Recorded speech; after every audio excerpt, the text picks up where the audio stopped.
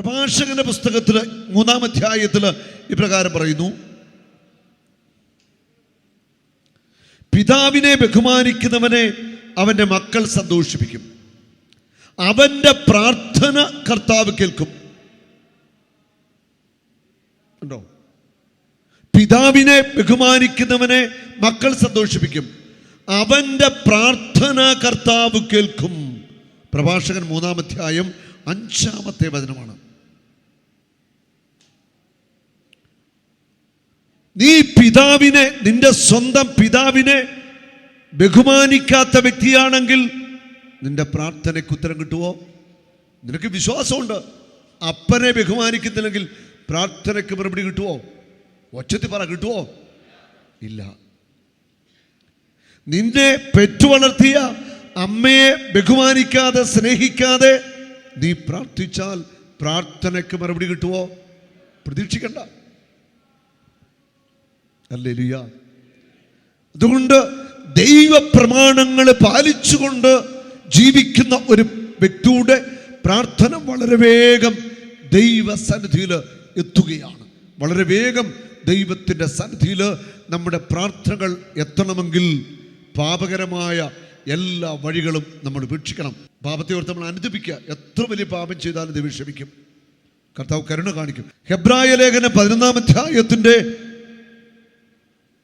1-ാമത്തെ വചനം പറയുന്നു: വിശ്വാസമെന്നത് പ്രത്യാശിക്കുന്നവ ലഭിക്കും എന്ന ഉറപ്പും കാണപ്പെടാത്തവ ഉണ്ട് എന്ന ബോധ്യവുമാണ്.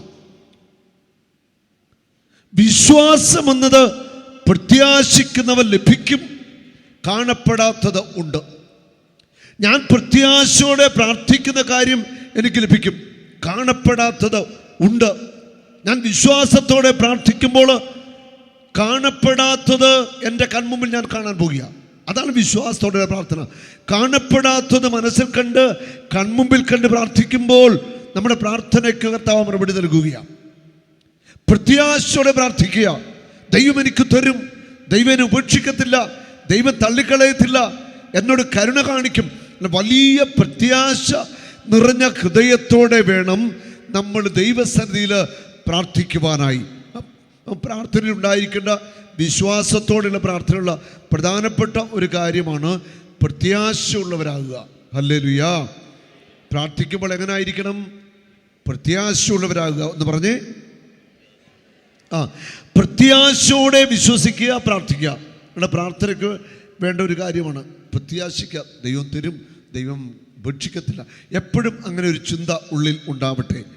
ഹെബ്രായ ലേഖനം 13-ാം അധ്യായത്തിൻ്റെ 6-ാമത്തെ വചനം ഇങ്ങനെ പറയുന്നു: വിശ്വാസമില്ലാതെ ദൈവത്തെ പ്രസാദിപ്പിക്കുക അസാധ്യമാണ്.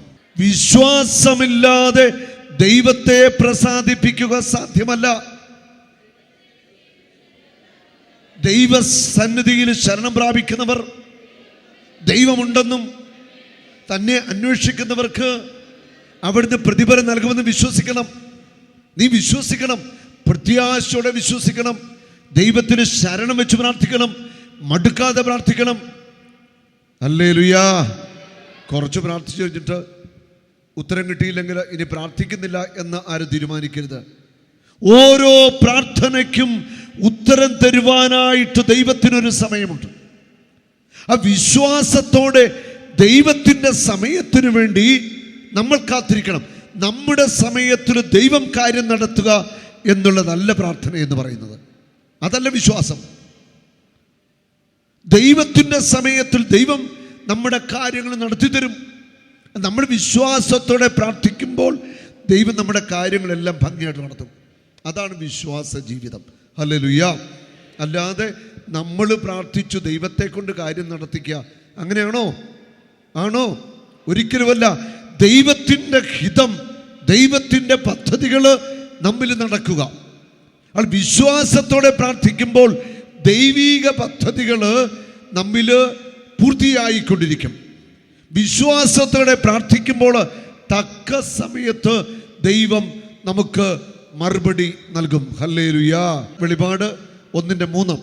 ഈ പ്രവചനത്തിലെ വാക്കുകൾ, അതായത് ദൈവത്തിൻ്റെ വചനങ്ങൾ വായിക്കുന്നവരും കേൾക്കുന്നവരും ഇതിൽ എഴുതപ്പെട്ടിരിക്കുന്നത് പാലിക്കുന്നവരും അനുഗ്രഹീതർ.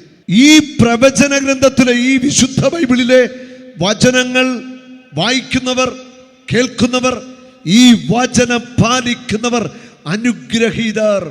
വചനം കേട്ടാൽ അനുഗ്രഹിക്കപ്പെടും, വചനം വായിച്ചാൽ അനുഗ്രഹിക്കപ്പെടും, വചനം പാലിച്ചാൽ ഏറെ ഏറെ അനുഗ്രഹിക്കപ്പെടും. ഹല്ലേലൂയ. അത് നിങ്ങൾ കേൾക്കുന്ന ഈ വചനത്താൽ തന്നെ നിങ്ങൾ വിടുതലിലേക്ക്, സൗഖ്യത്തിലേക്ക്, അനുഗ്രഹത്തിലേക്ക് വന്നുകൊണ്ടിരിക്കുക.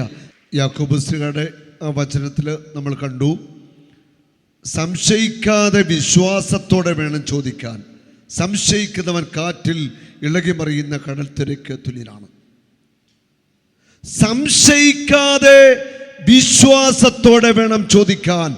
ഒന്ന് പറഞ്ഞ ആ വചനം, സംശയിക്കാതെ വിശ്വാസത്തോടെ വേണം ചോദിക്കാൻ. വിശ്വാസത്തോടെ വേണം. സംശയിക്കുന്നവൻ കാറ്റിൽ ഇളകിമറിയുന്ന കടൽത്തിര പോലെയാണ്. സംശയിക്കാതെ വേണം ചോദിക്കാൻ. കിട്ടുമോ കിട്ടത്തില്ലയോ സംശയിക്കരുത്.